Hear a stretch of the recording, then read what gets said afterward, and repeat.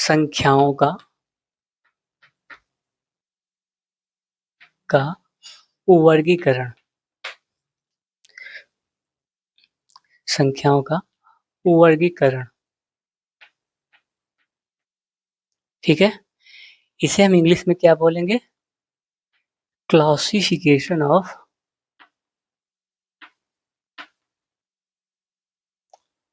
Numbers. क्या बोलेंगे? Classification of numbers. संख्याओं का हमें क्या करना है? वर्गीकरण करना है, ठीक है। अब संख्याओं का वर्गीकरण करने से पहले एक चीज ये समझ लेते हैं, जो संख्याएं हैं, संख्याएं पहले हमारी किस रूप में थी, ये हम समझते हैं। संख्याएं पहले हमारी जो थी वो सम्मिश्र संख्याएं थी। किससे थी? सम्मिश्र संख्याएं। यहाँ से बहुत इंपॉर्टेंट है आपके लिए, एक नंबर तो आपको पक्का हो गया स्थानीय मान और अंकित मान में। सम्मिश्र संख्याएं जिसे हम क्या बोलेंगे? Complex numbers. क्या बोलेंगे? Complex number. संख्याएं देखिए, समझिए संख्याएं कैसे थी। संख्याएं जब शुरुआत में संख्याएं थी, वो संख्याएं आपस में उलझी हुई थी। उलझी हुई का मतलब ये हुआ कि जैसे हम बचपन में खेलते थे वजीर वजीर, वजीर की चार पर्ची थी, कौन क्या पाएगा क्या नहीं पाएगा ये सब नहीं पता था। एक राजा का था, एक चोर का था, एक सिपाही का था और एक वजीर का था। तो इस तरीके से ये संख्याएं भी आपस में उलझी हुई थी, ऐसे उलझी हुई थी, इनको निकालना था। अब निकालने का जब समय आया तो ये दो तरीके से निकले। समृद्ध संख्याएं, तो संख्याओं का जब वर्गीकरण करने लगे तो पहले हम एक समृद्ध संख्याएं निकाल दी संख्याओं के वर्गीकरण से। अब इन समृद्ध संख्याओं में से हम इसको हम पहले ज्ञात कर लेते हैं। समृद्ध संख्याएं पहले समझो थोड़ी देर के लिए, समृद्ध संख्याएं हैं क्या? समृद्ध संख्या उसे बोलते हैं जो रियल और इमेजिनरी नंबरों से मिलकर बने होते हैं, उन्हें हम क्या कहेंगे? समृद्ध संख्याएं। यानी कि वास्तविक संख्याएं और काल्पनिक संख्याओं से जो मिलकर बनी होती है उन्हें हम क्या कहेंगे? समृद्ध संख्याएं कहेंगे। फिर से एक बार सुन लो, वास्तविक संख्याएं और काल्पनिक संख्याएं से जो मिलकर बनी होती है उन्हें हम क्या कहेंगे? समृद्ध संख्याएं कहेंगे। इन्हें हम a प्लस आई बी के रूप में व्यक्त करते हैं। किससे? a प्लस आई बी के रूप में। कभी कभी ये पूछ लेता है कि a प्लस आई बी का कंजुगेट क्या है? कंजुगेट, कंजुगेट क्या है? तो जब a प्लस आई बी का कंजुगेट पूछे तो a माइनस आई बी हमें बताना है। और ये इस तरीके से नहीं पूछता, कैसे भी पूछ सकता है। a 5 प्लस आई 5 कर दिया, ये कर दिया, आई 6 कर दिया। तो अगर हमका इसका कंजुगेट बताना होगा तो हम क्या करेंगे? 4 माइनस आई 6 लिख देंगे। ये हमारा क्या हो जाएगा? इस संख्या का कंजुगेट हो गया। अब संख्याएं टूटने वाली हैं, अब तोड़ते हैं इसको। जब ये समृद्ध संख्याएं टूटने को आई तो ये दो भाग में टूटी, एक ये टूट गई, एक ये टूट गई। एक को हम क्या बोल दिए? वास्तविक संख्याएं। वास्तविक संख्याएं, ध्यान से समझिएगा इसे, ये बहुत इंपॉर्टेंट है। जिसे हम क्या बोलेंगे इंग्लिश में? रियल नंबर्स बोलेंगे, ठीक है। Real numbers. और दूसरा क्या हो जाएगा हमारा? काल्पनिक संख्याएं। काल्पनिक संख्याएं जिसे हम इंग्लिश में क्या बोलेंगे? Imaginary number. Imaginary number.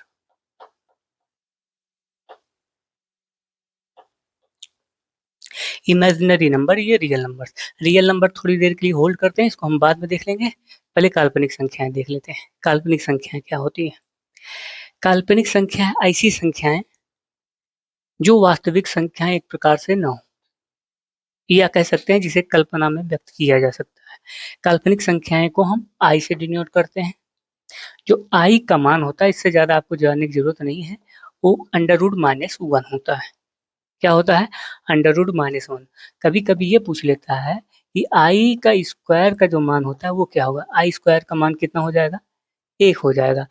अगर आई की पावर थ्री का मान पूछे, आई की पावर थ्री पूछे तो आई स्क्वायर का मान माइनस वन हो गया। अब आई की पावर थ्री यहाँ समझिए, आई की पावर 3 करें तब पर भी हम क्या करेंगे, -1 करेंगे। अब आई की पावर अगर 4 कहे, आई की पावर, ये आई है, आई की पावर अगर 4 कहे तो हम क्या कहेंगे, +1। ठीक है, इतना क्लियर। हालांकि 3 तो नहीं होता है, तो आई की स्क्वायर होगा या फिर आई से फिर दोनों तरफ मल्टीप्लाई करेंगे। यहाँ देखिए, आई की पावर 3 का क्या हो जाएगा, -i हो जाएगा। आई की पावर 3 का -i, यानी कि दोनों तरफ आई से गुणा करेंगे तो -i आएगा। आई की पावर 4 की वैल्यू 1 होगी। इतना आपको समझिएगा। इसे आई को आयोटा भी कहते हैं। आई को क्या कहते हैं, आयोटा। अब आते हैं, हम वास्तविक संख्याएं देख लेते हैं। हमारी वास्तविक संख्याएं क्या है, ये बहुत इंपॉर्टेंट है। इसे हम एक डायग्राम के माध्यम से समझेंगे। एक डायग्राम के माध्यम से एक डायग्राम बनाते हैं। देखिए, ये एक गोला बना है और उसे हम क्या बोलते हैं, ये क्या है आपका, नेचुरल नंबर, यानी कि प्राकृतिक संख्याएं। क्या है, प्राकृतिक संख्याएं। ये है प्राकृतिक संख्याएं आपकी। प्राकृतिक संख्याएं कहाँ से शुरू होती हैं, एक से शुरू होती हैं, 1 2 3 डॉट डॉट डॉट डॉट कहाँ तक, अनंत तक होती है। प्राकृतिक संख्याएं कहाँ से होती हैं, एक से लेके अनंत तक जितनी भी संख्याएं होंगी वो क्या कहलाएंगी, प्राकृतिक संख्याएं।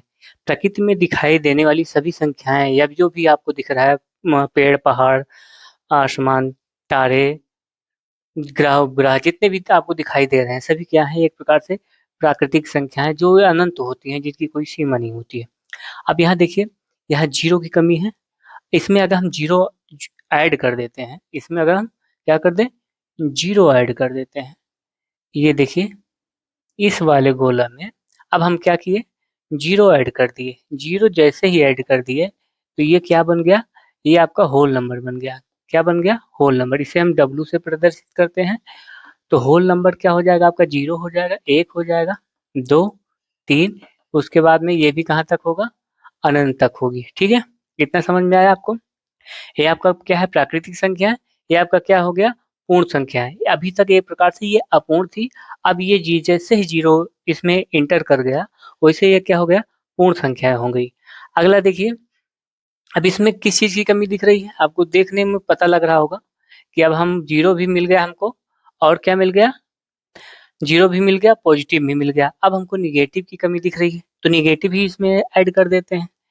तो क्या हो जाता है, ये इंटीजर बन जाता है। इंटीजर जिसे हिंदी में बोलते हैं पूर्णांक, पूर्णांक संख्याएं। क्या बोल देंगे, है पूर्णांक संख्या, जिसमें जीरो भी होता है, +-1 भी होगा, +-2 भी होगा, +-3 भी होगा। इस तरीके से क्रम में जितनी भी संख्याएं चलेंगी, अनंत तक जाएंगी, वो सभी क्या कहलाएंगी, पूर्णांक संख्याएं। अब एक चीज और समझिए, यहाँ देखिए एक गोला हम और क्रिएट करते हैं, एक गोला हम और बनाते हैं, जिसे हम क्या बोलेंगे, परिमेय संख्या बोलेंगे। क्या बोलेंगे, परिमेय संख्या। परिमेय संख्या हम की P/Q के रूप में जो भी संख्या लिखते हैं उन्हें हम क्या बोलेंगे, परिमेय संख्या बोलेंगे। लेकिन Q आपका जीरो नहीं होना चाहिए। Q क्या, जीरो नहीं होना चाहिए। इसे हम कैपिटल Q से व्यक्त करते हैं। आप समझिए ध्यान से, ये क्या है आपका, नेचुरल नंबर, प्राकृतिक संख्या है। ये क्या है आपकी, पूर्ण संख्या है। ऐसे आप गोला बना लेंगे ना, तो आपको समझने में आसानी हो जाएगी। ये आपकी क्या है, पूर्ण संख्या है। ये आपकी क्या है, पूर्णांक है। ये आपकी क्या है, पूर्णांक है। और ये क्या है, परिमेय संख्या। ये क्या है, परिमेय संख्या है। ये आपकी क्या है, परिमेय संख्या है। अब यहाँ ध्यान समझिए, क्वेश्चन पूछता है क्या परिमेय संख्या प्राकृतिक संख्या है, तो आप कहेंगे गलत। प्रत्येक प्रत्येक प्राकृतिक संख्याएं परिमेय संख्या होती है, लेकिन प्रत्येक परिमेय संख्याएं प्राकृतिक संख्याएं नहीं होती हैं। ठीक है, अब इसमें पूछेगा जैसे, क्या पूर्णांक संख्याएं परिमेय संख्या होती हैं, तो आप कहेंगे यस। लेकिन क्यू जीरो आपका नहीं होना चाहिए, इस पे विशेष ध्यान देना है आपको। अब पूर्णांक संख्याएं क्या प्राकृतिक संख्याएं होती हैं, नहीं। पूर्णांक संख्याएं, प्रत्येक पूर्णांक संख्याएं प्राकृतिक संख्या नहीं होती है, बल्कि प्रत्येक प्राकृतिक संख्याएं पूर्णांक संख्याएं होती हैं। फिर उसी प्रकार से पूर्णांक, देखिए यहाँ पे पूर्ण संख्या है, पूर्ण संख्याएं प्राकृतिक संख्याएं होती हैं? आप कहेंगे गलत है। पर पू- पर प्राकृतिक संख्याएं जो है आपकी, ये क्या है? ये पूर्ण संख्याएं होती हैं। तो ऐसे में आप ये समझिए, जब तीर अंदर से बाहर की ओर जाए ऐसे इस प्रकार से, तब आपको क्या करना है? यस करना है। ठीक है। और जब तीर बाहर से अंदर की ओर आए तो आपको क्या करना है? नो करना है। यानी कि जब पूछे कि क्या परिमेय संख्याएं प्राकृतिक संख्याएं हैं, तो आप कहेंगे नहीं। पूछेगा पूर्णांक संख्याएं पूर्ण संख्याएं हैं, कहेंगे आप नहीं। जब ये पूछ ले कि क्या प्रत्येक पूर्णांक परिमेय संख्या हो सकती हैं, तो आप कहेंगे हाँ हो सकती हैं। अब यहाँ देखिए, ये p बटे क्यू के रूप में है, क्यू जीरो नहीं है, तो ये आपका क्या हो? परिमेय संख्या हो जाएंगी। अब एक चीज और समझिए, यहाँ पे आपका आ जाएगा अपरिमेय संख्याएं। अपरिमेय संख्याएं, अपरिमेय संख्याएं जिसे हम क्या कहेंगे? Irrational number. क्या कहेंगे? Irrational irrational number. Irrational numbers जिसे हम क्या बोलेंगे हिंदी में? अपरिमेय संख्याएं। ऐसी परिमेय संख्याएं जिनको p बटे क्यू के रूप में नहीं लिखी जा सकती है, या फिर नहीं, जो ऐसी संख्याएं जिसे हम p बटे क्यू के रूप में व्यक्त नहीं कर सकते। एग्जाम्पल के तौर पे √2 हो गया, √3 हो गया, √5 हो गया, √6 हो गया।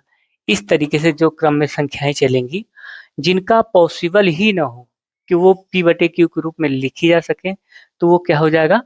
आपका इर्रेशनल यानी कि अपरिमेय संख्या है।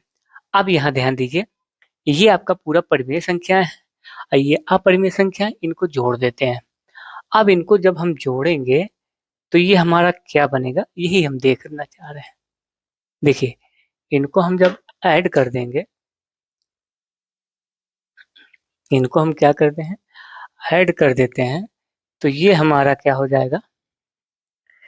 ये हमारा वास्तविक संख्याएं हो जाएंगी, जिसे हम क्या बोलेंगे? रियल नंबर बोलेंगे। ये पूरा जो बॉक्स है परिमेय और अपरिमेय की जो संख्याएं हैं, ये हमारा क्या हो जाएगा? Real number. टोटल पूरा बॉक्स जो जितना बड़ा है, ये आपका क्या हो जाएगा? रियल नंबर हो जाएगा। रियल नंबर्स जिसे हम क्या कहेंगे? वास्तविक संख्याएं।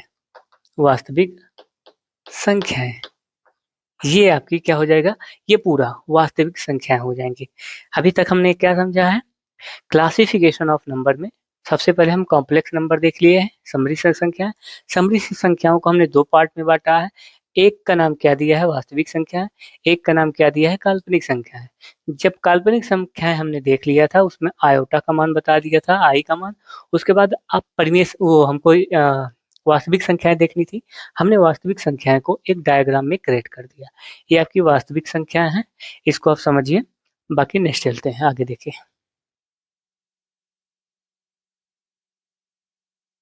कुछ चीज़ें ऐसी हैं जिन्हें आपको नोट करना पड़ेगा। आप नोट कर लीजिए, जैसे हम जो लिखवा रहे हैं। नंबर 1, सम संख्याएं।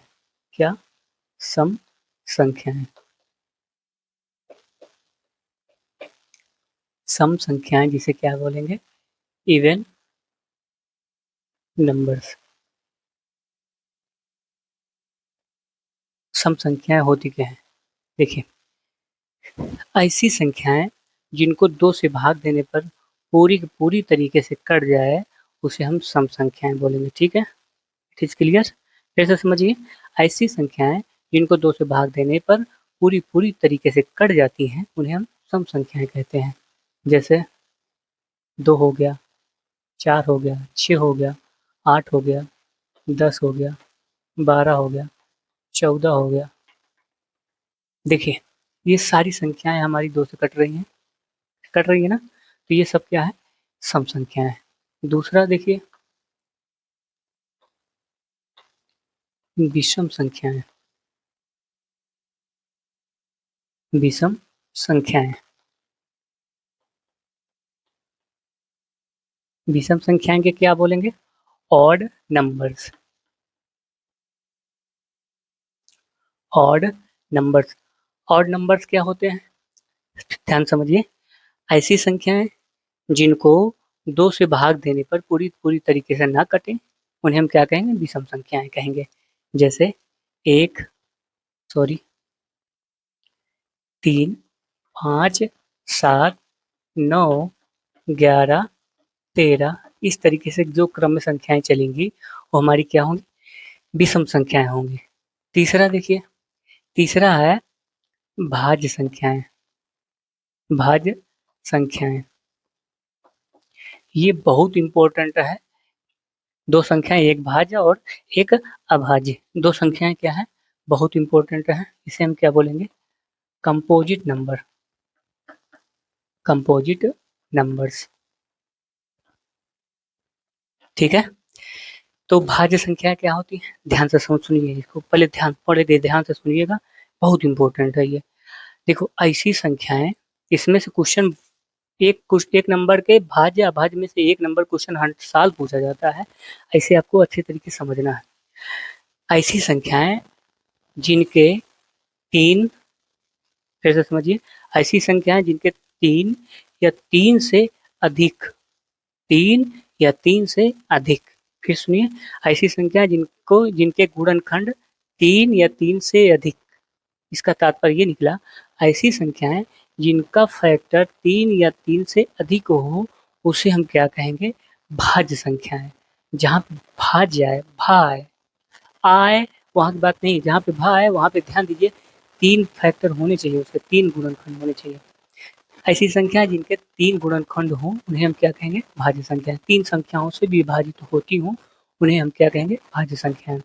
जैसे एक देखिए, एक के पास केवल एक ही गुणनखंड है, वो एक है खुद। ठीक है, दो देखिए, दो के पास दो गुणनखंड है, एक एक है, एक दो है।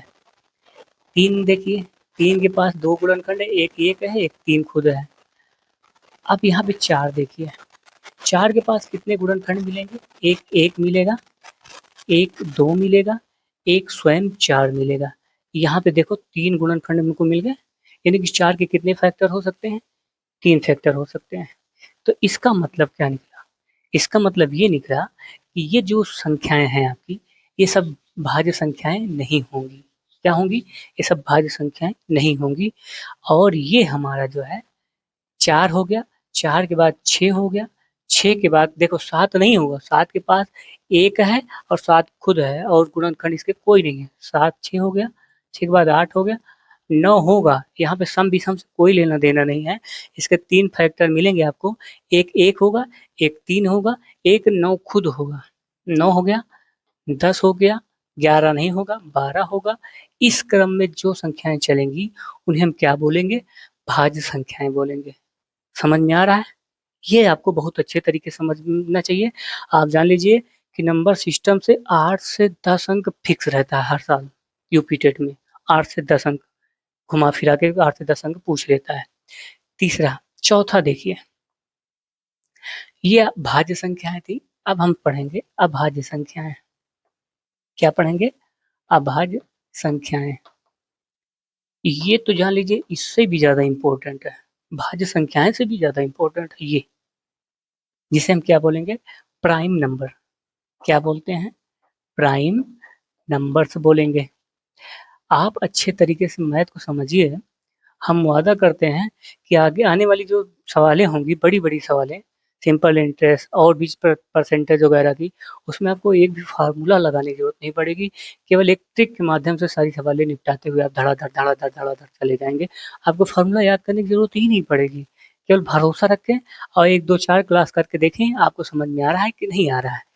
और अगर समझ में आ रहा है तो लाइक शेयर सब्सक्राइब जरूर कर लीजिएगा, ताकि चैनल आगे भी बढ़ सके। यहाँ देखिए, अभाज्य संख्या परिभाषा समझिए पहले। ऐसी संख्याएं, ऐसी संख्याएं जिनके केवल केवल दो गुणनखंड हो, जिनके केवल केवल दो गुणनखंड हो, उससे ज्यादा ना हो। यानी कि ऐसी संख्याएं जिनका केवल दो फैक्टर हो, दो फैक्टर के सिवा तीसरा फैक्टर ना हो।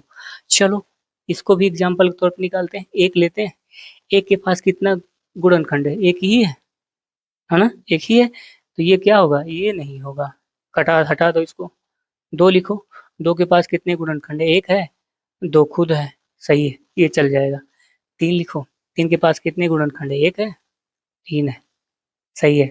4 नहीं लेंगे, 4 के पास 3 गुणनखंड हो जाएगा, वो कंपोजिट में भाग जाएगा, इसमें से उछल के इसमें चला जाएगा। 3 हो गया, 4, 5, 5 के क्या है? 1 है, 5 है। दो ही देखो, इसमें भी 2 फैक्टर, इसमें भी 2 फैक्टर, इसमें भी 2 फैक्टर। यानी कि ऐसी संख्या, इसका मतलब निकल रहा है ऐसी संख्या है जो और स्वयं एक और स्वयं के अलावा किसी अन्य संख्या से ना कटे, उन्हें हम क्या कहेंगे? अभाज्य संख्या कहेंगे। फिर ध्यान से दीजिए, ऐसी संख्या जिनके केवल 2 फैक्टर होने चाहिए, या तो ये कह दीजिए आप, या तो ये कह दीजिए कि ऐसी संख्याएं जो केवल एक और स्वयं के अलावा किसी और से विभाजित ना हो, उन्हें हम क्या कहेंगे? अभाज्य संख्याएं। ये हो गया। अब यहाँ देखिए, 7 हो जाएगा, फिर 9 नहीं होगा, 11 होगा, 11 के बाद 13 होगा, 13 के बाद कितना हो जाएगा? 17 हो जाएगा, 17 के बाद कितना हो जाएगा? 19 हो जाएगा। यही इस पे हम निकाल लेते हैं, और भी निकाल लेते हैं। अब पूरा अगर लिखना चाहें तो आप पूरा 100 तक पूरा अगर याद कर लेंगे तो बहुत अच्छी बात होगी। कभी कभी इसमें क्वेश्चन कैसे पूछे जाते हैं, 30 से 40 के बीच में कितनी अभाज्य संख्याएं होती हैं? ऑप्शन रहेगा, 2 रहेगा, 3 रहेगा, 4 रहेगा, 5 रहेगा। तो इस हिसाब से आपको देख के बताना पड़ेगा। अगर आपको अभाज्य संख्या नहीं पता रहेंगी, तब क्या करेंगे आप? दिक्कत हो जाएगी।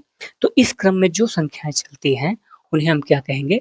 अभाज्य संख्याएं कहेंगे। ठीक है, इतना आप एक नोट कर लीजिए, अच्छे से लिख लीजिए। इसके बाद थोड़ा और है, उसको भी समझा देते हैं, फिर हम आगे चलते हैं। पहले एक बार और समझ लेते हैं। सम संख्याएं ऐसी संख्याएं जिनको 2 से पूर्णतः विभाजित किया जा सकता है, उन्हें सम संख्याएं कहते हैं। विषम संख्याएं जो 2 से पूर्णतः विभाजित ना हो, उन्हें विषम संख्या कहते हैं। भाज्य संख्याएं जिनके 3 या 3 से अधिक कॉमन फैक्टर हों, उन्हें हम भाज्य संख्या कहेंगे। ऐसी संख्याएं जिनके 2 कॉमन फैक्टर हों या स्वयं और एक के अलावा किसी और से ना कटे, उन्हें हम अभाज्य संख्याएं कहेंगे। ठीक है, नेक्स्ट चलते हैं। नेक्स्ट देखिए, 4 तक हो गया था, 5, 5 कह रहा है सह अभाज्य संख्या है, सह अभाज्य संख्याएं। सहभाज्य संख्याएं क्या बोलते हैं? इसे हम को प्राइम नंबर्स। क्या बोलेंगे? को प्राइम नंबर्स। को प्राइम नंबर्स क्या है, समझिए अच्छे से। को प्राइम नंबर ये कहता है कि 2 संख्याएं हैं, 2 संख्याओं का एक जोड़ा लेते हैं, यानी पेयर लेते हैं, और उन दोनों संख्याएं एक के अलावा किसी और से ना कटे। वो जो 2 संख्याएं हैं, वो एक के अलावा किसी और से न कटे, उन्हें हम क्या कहेंगे? सह अभाज्य संख्याएं। नहीं समझ में आ रहा है? फिर से आइए, एग्जाम्पल देखेंगे तो समझ में आएगा। एग्जाम्पल देखिए, 2 ले लिए, 3, ये देखो पेयर भी हो गया, 2 संख्याओं का पेयर। ये देखो किसी संख्या एक के सिवा किसी और से कट रही है, एक दुक्के 2, एक तिक्के 3, एक के सिवा किसी और से नहीं कट रही, तो ये क्या है होगा आपका? सह अभाज्य संख्याएं होंगी। यहाँ पे प्राइम, कंपोजिट, इवन, ऑड, इससे कोई लेना देना नहीं। एक संख्या कुछ भी हो सकती है, यहाँ जैसे 6 ले लिए, यहाँ 7 कर दिए। ये क्या है? ये भी क्या है? सहभाज्य संख्या है। देखो ना, तो ये किसी एक के अलावा किसी और से नहीं कट रही है, तो ये सहभाज्य संख्या है। अगर एग्जाम्पल के तौर पे एक हम ले लेते हैं, इसे यहाँ 4 ले लेते हैं और यहाँ कर देते हैं 12 कर देते हैं। देखो, ये 2 से भी कट जा रहा है, 1 से भी कट जा रहा है, 2 फैक्टर इसके मिल गए, है ना? तो ये क्या होगा? नहीं होगा। 4 से भी कट जा रहा है, तो इसका मतलब ये आपका नहीं होगा। ये आपका क्या होगा? नहीं होगा। तो एग्जाम्पल के तौर पे इस तरीके से क्वेश्चन ऐसे पूछेगा कि ये क्या सहभाज्य संख्याएं हैं कि नहीं है, ऐसे देके दे देगा आपको। 13, 18 दे देगा, फिर 17, 19 दे देगा।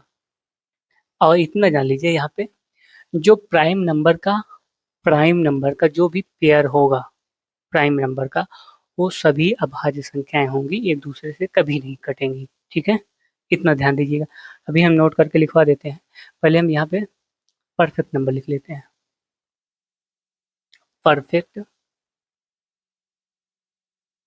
हिंदी में बोलते हैं संपूर्ण संख्याएं। क्या बोलेंगे? संपूर्ण संख्याएं।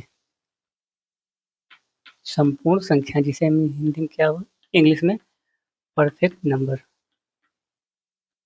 Perfect numbers.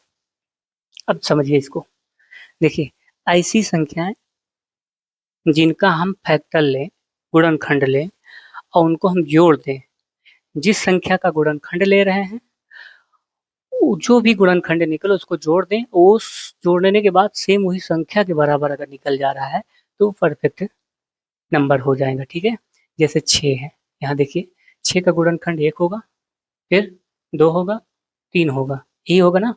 अब इनको हम अगर हम जोड़ देते हैं तो जोड़ने के बाद 1 धन 2 धन 3 बराबर कितना हो जाएगा, 6 हो जाएगा। यानी कि ऐसी संख्या है जिनका गुणनखंड निकालने के बाद जोड़ने के बाद फिर वही संख्या प्राप्त हो जाए तो उसे हम क्या बोलेंगे, परफेक्ट नंबर। ये आपका क्लियर हो गया। ठीक है, अब थोड़ा प्राइम नंबर निकाल लेते हैं। प्राइम नंबर निकाल लेते हैं, ये बहुत ज़रूरी है। ठीक है, प्राइम नंबर देखिए 2 होगा, 3, 5, 7, 11, इसको याद कर लीजिएगा, 13, 17, 19, 23, 29, 31, 31 के बाद 37, 33, 39, 37, 37 के बाद क्या हो जाएगा, 41, 41 के बाद 43 और फिर 47, 47 के बाद 51 तो कट जाएगा, 53 हो जाएगा, 53 के बाद 59 हो जाएगा, 59 के बाद 61 आएगा, 61 के बाद आएगा आपका 67 आएगा, 67 के बाद आएगा आपका, देखिए 67 आ गया, फिर 71 आ जाएगा, 71 के बाद आपका आएगा 73, 73 के बाद आएगा 79, 79 के बाद आएगा आपका 81, 81 के बाद आएगा 89, 81, 83। देखो 83 भी आपका क्या है, प्राइम नंबर हो जाएगा, 89 हो जाएगा, 89 के बाद 97। देखिए अभी इनका हम जोड़ते हैं कितना होता है, 1 2 3 4 5 6 7 8 9 10 11 12 13 14 15 16 17 18 19 20 21 22 23 24 25 26। एक गलत लिख लिए हैं, कहीं गलत है, कौन सा गलत है, 9 9 81, 81 नहीं होगा, 9 से तो कट जाएगा ये। तो अब यहाँ समझिए, ये आपको हमेशा याद करके रखना है, इसी से काम चलेगा। अब पूछेगा पता है 60 से 80 के बीच में कितनी प्राइम नंबर है, 60 से 80 के बीच में, 60 से 80 के बीच में पूछेगा तो 61 हो जाएगा, 67 होगा, 2 2 4 1 5, 5 प्राइम नंबर हो जाएंगे। ठीक है, अब यहाँ नोट करके लिख लीजिए, नोट करके लिख लीजिए, एक जो एक है, एक ना तो अभाज्य है और ना ही ना ही भाज्य है। ठीक, दूसरा नोट ये कर लीजिए, पाई जो है परिमेय संख्या है, लेकिन अगर पाई का मान दिया है 22/7 तो ये होगा, क्या होगा, सॉरी, ये अपरिमेय संख्या है, ये क्या है, अपरिमेय संख्या है, ये आपका क्या है, अपरिमेय संख्या है, अपरिमेय, और ये आपका क्या हो जाएगा, फिर ये परिमेय हो जाएगा। ठीक, इतना आपको क्लियर है। एक चीज और ध्यान दीजिए यहाँ पे, यहाँ देखिए 1 से लेके 50 के बीच में कितना, इसको याद कर लीजिएगा, 15 प्राइम नंबर होते हैं और 50 से लेके 100 तक के बीच में कितने होते हैं, 10 प्राइम नंबर होते हैं। ये आप इतना नोट कर लीजिएगा। आपका क्लास यहीं समाप्त होता है। यदि वीडियो अच्छा लगे तो लाइक शेयर और सब्सक्राइब ज़रूर कर दीजिएगा, चैनल को सब्सक्राइब कर लीजिएगा ताकि सारा वीडियो आप तक पहुंचता रहे। वीडियो देखने के लिए थैंक यू सो मच। जय हिंद।